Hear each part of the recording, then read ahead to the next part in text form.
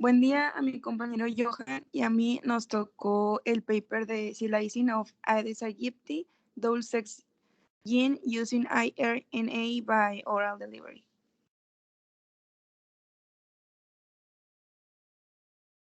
Como introducción tenemos que Aedes aegypti es el vector principal que transmite el virus que conocemos como el dengue y la fiebre amarilla. Este se conserva en áreas urbanas y se reproduce en contenedores artificiales. Tiene una dieta diurna de mañana y tarde y se alimenta de al menos más de una persona. Como dato tenemos que en México la prevención de la propagación de este virus cuesta anualmente 10 millones de dólares y tiene un impacto clínico de unos 20 millones más.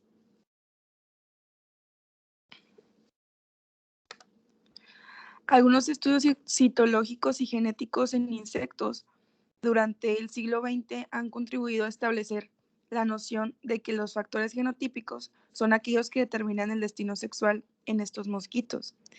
Y estudios en Drosophila proporcionaron pistas que van a ayudar a responder preguntas de cómo es que se termina el sexo. Estudios en Drosophila melanogaster han dado conocimiento sobre que la diferenciación sexual somática está regulada por una escalera genética. Esta está muy bien caracterizada y está compuesta por varias señales: una señal genética primaria, un regulador principal, un regulador subordinado y el gen del doble sexo, DSX. Este último es el gen de la cascada para la determinación del sexo, ya que su pre-ARNA mensajero se empalma para poder producir transcritos masculinos y femeninos que son específicos para proteínas. Por otro lado, se han caracterizado homólogos del gen DSX en algunos órdenes de insectos, como lo son el Diptera, Hymenoptera y Lepidoptera. Estos han demostrado que las formas de empalme específicas del sexo del pre-ARNA mensajero de este gen codifican una proteína DSX que es específica para macho y otra específica para hembra, y estos regulan los genes Diana que van a ser responsables de los rasgos específicos del sexo.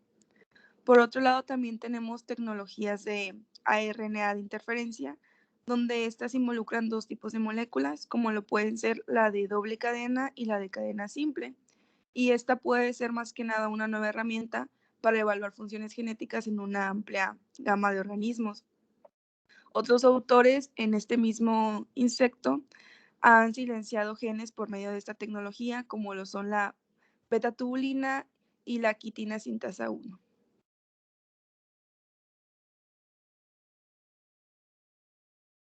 El objetivo de este artículo es determinar el efecto de estas dos moléculas antisentido que van dirigidas al transcrito del gen DSX, específicamente a la isoforma que guarda el exón 5, es decir, silenciar el gen.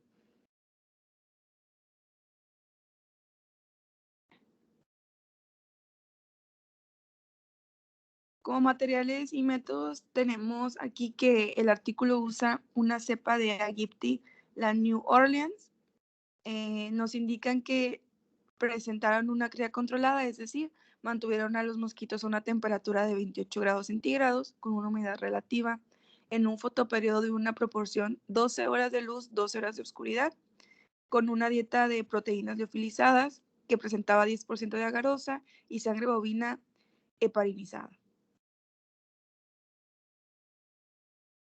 Como ya mencioné, se va a trabajar con RNA de interferencia, tanto de doble cadena como de cadena simple, en base al exón 5 del gen DSX.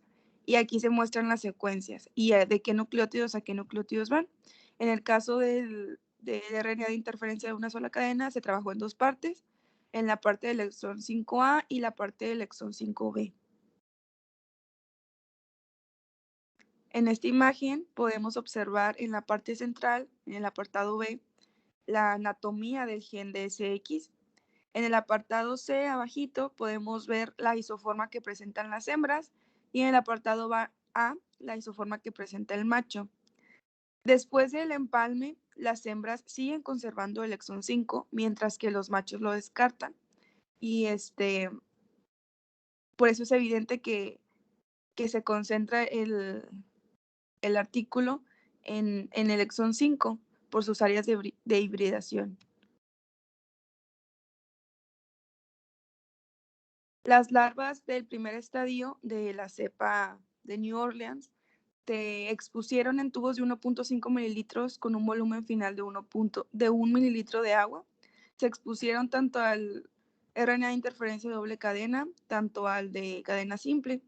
En el de RNA de interferencia de doble cadena se expusieron 3 veces a 0.05 micromolar por 48 horas, un total de 30 mosquitos. Y en el de cadena simple se expusieron 10 veces a 5 micromolar por 48 horas, un total de 50 mosquitos. Después de esta exposición se transfirieron por decantación a 500 mililitros de agua, esto en una cámara de emergencia, hasta su adultez.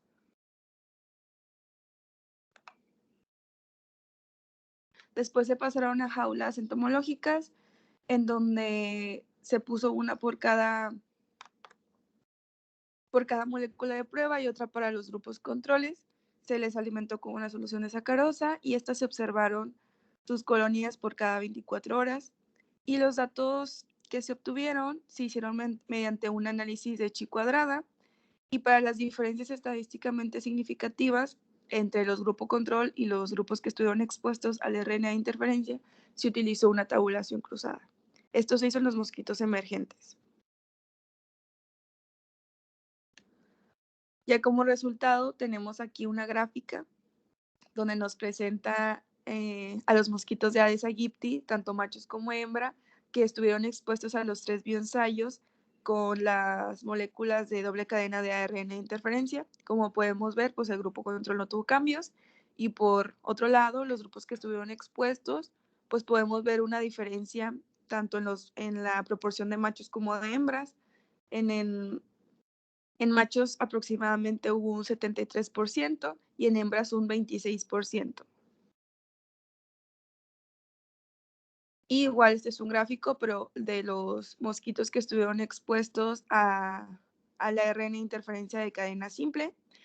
Igual el grupo control no tuvo cambios muy significativos, por el contrario, los grupos expuestos sí, ya que los machos tuvieron un 64% de emergencia y las hembras un 35%. Entonces eso nos indica que hubo una diferencia significativa entre los grupos controles y los grupos que estuvieron expuestos al tratamiento con el RNA de interferencia.